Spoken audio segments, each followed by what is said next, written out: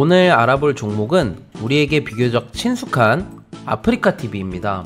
해당 종목의 투자 아이디어는 결국엔 이 별풍선이 판매가 늘어나는지와 코로나19로 인해 무너진 광고 시장이 어느 정도 회복되어야 한다라는 두 가지 사안이 가장 중요합니다. 그리고 최근에 한국판 뉴질 지수에 편입되면서 관련된 ETF 펀드들을 출시하겠다라고 정부에서 발표를 했었는데요. 여기에 아프리카TV 역시 포함되어 있는 만큼 이에 따른 수급이 꾸준히 유입될 것이라는 생각이 듭니다.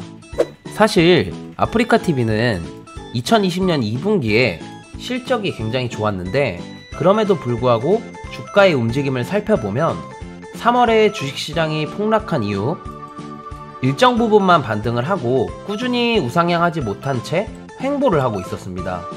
그 이유로는 코로나19로 인해 광고 시장이 직격탄을 맞았기 때문인데요. 이 말을 반대로 해석하면 지금 반영되어 있는 리스크 요인들이 해결될 수만 있다면 주가는 오름세를 나타낼 수도 있겠다라는 뜻이겠죠.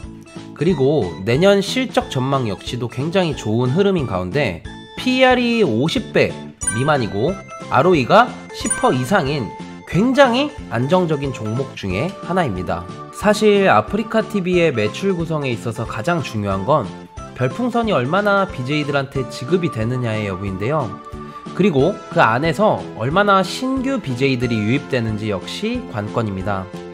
잠깐 차트를 보면 2014년부터 2017년까지는 사실 주가의 움직임이 크게 재미가 없었는데 2018년도부터 급격하게 오르면서 작년 말에는 약 9만원까지 올라갔었는데요. 왜 그런가 살펴보니까 2016년 말에 아프리카의 대표적인 BJ인 대도서관 같이 유명한 분들이 아프리카TV가 갑질을 한다고 퍼뜨리면서 이때 수많은 BJ들이 트위치나 유튜브 같은 다른 플랫폼으로 이동을 하게 되었는데요. 그러고 나서 2017년에 아프리카TV에서 이제 우리 그런 거 안 할게, 수수료 배분을 잘해줄게 라고 하면서 회사 이익이 줄어드는 바람에 2017년도까지 주가가 좀 많이 빠졌습니다. 하지만 17년도 말부터 주가가 급격하게 오르기 시작했는데 이때 당시에 엄청난 게임이 하나 나왔죠. 바로 배틀그라운드라는 게임이 출시가 되면서 게임 BJ, 즉 게임을 설명해주고 같이 하는 걸 보여주는 BJ들이 굉장히 많이 나왔고 2018년 자카르타 아시안게임에서 e스포츠가 처음으로 채택되면서 그걸 아프리카TV가 TV에도 방영을 하게 되고 이러면서 주가가 굉장히 가파르게 올랐었습니다. 그리고 아시안게임이 끝나고 나서도 사람들이 아프리카TV 플랫폼에 한번 적응을 하고 나니까 시청자들이 지속적으로 시청을 하면서 별풍선 수입이 꾸준히 오름세를 나타냈습니다.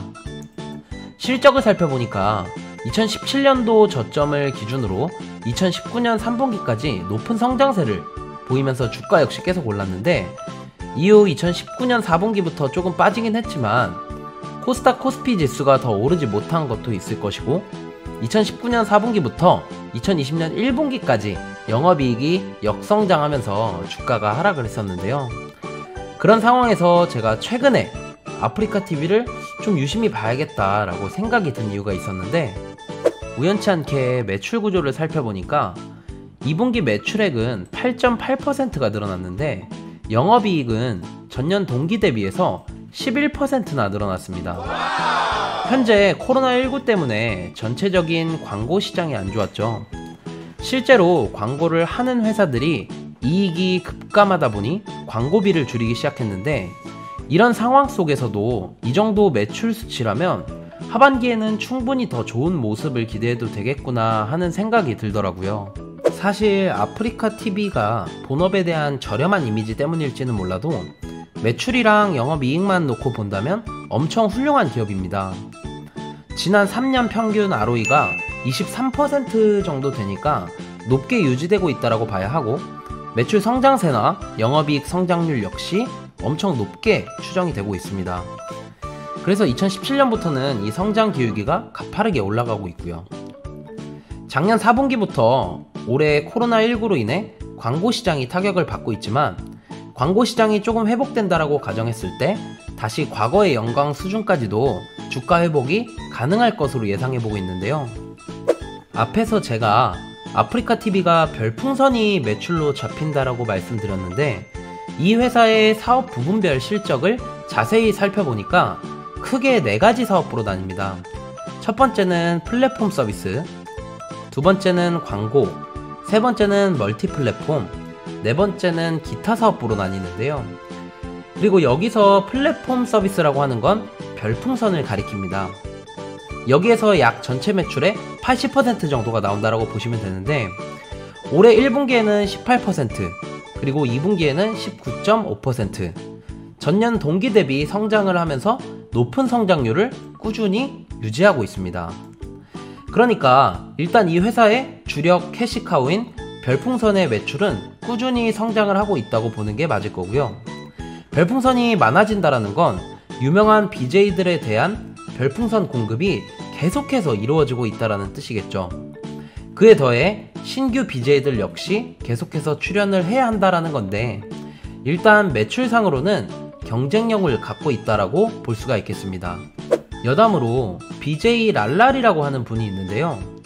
저도 이번에 이 회사를 분석하면서 알게 된 거지만, BJ 랄랄이라고 하는 분은 2019년 11월에 아프리카TV를 시작을 했고 2020년 4월에 구독자가 30만 명이 됐다고 합니다.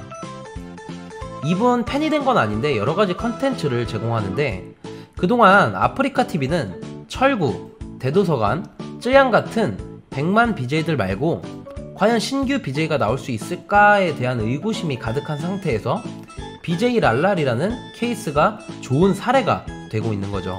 그 다음으로 별풍선, 구독 밑에 아이템이라고 하는 수치가 있는데, 유튜브에서처럼 광고 건너뛰기 아니면 바로 입장하기 같은 별풍선이 아닌 다른 아이템들을 가리키는 거고, 그 다음 밑에 광고 부분을 보면 플랫폼에서 중간중간에 보는 3초, 9초짜리 광고를 말하는 겁니다. 광고 같은 경우가 전년 동기 대비해서 1분기에는 마이너스 34%, 2분기에는 마이너스 46% 하락을 했는데, 코로나19로 인해 광고 시장이 상반기에 대부분 얼어버렸죠. 그리고 이게 아프리카TV의 주된 매출 하락 요인이었고요. 그에 더해서 최근 뒷광고 논란으로 인해 영향력 있는 BJ들의 은퇴가 있어서 별풍선 개수가 크게 줄어들지 않았다라는 걸 확인하면서 이는 주가에 반영된 것으로 보입니다. 정리해보면 일단 이 회사의 캐시카우인 별풍선에 대한 매출이 꾸준히 우상향을 하고 있고, 결국 하반기에 콘텐츠형 광고 부분이 회복할 가능성이 있는지를 봐야 하는데, 일단 2분기 실적을 보면 매출액에 비해 영업이익이 크게 늘어나면서 바닥은 찍어준 게 아닌가 싶습니다. 그에 더해 최근에는 기존 유명 BJ들 역시 다시 아프리카TV로 돌아오고 있다라고 하고, 그러다 보니 컨센서스 역시 계속해서 업사이드 되어 가고 있습니다.